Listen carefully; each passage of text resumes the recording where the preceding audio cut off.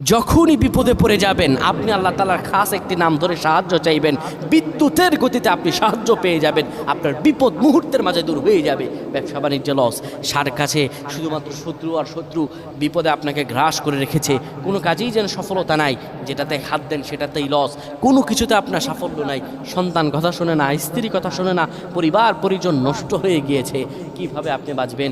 প্রবাসে আটকা পড়ে গেছেন, আসতেও পারেন না, কোনো কাজও পাচ্ছেন না, আপনি আমলটা করেন। এটি আমার কথা নয়, বিশ্বনবী মুহাম্মদ রাসূলুল্লাহ সাল্লাল্লাহু আলাইহি ওয়াসাল্লামের প্রিয় সাহাবী হযরত যায়েদ রাদিয়াল্লাহু তাআলা আনহু, তিনি একবার মক্কা থেকে হিজরত করে যখন মদিনায় যাবেন, ঠিক সেই সময় বিপদে পড়ে যান।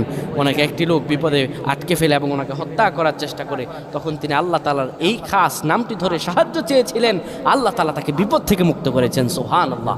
সেই দোয়াটা কি? তিনি যখন বিপদে পড়ে যান তিনি বলেন, আগিসনি ইয়া রহমান।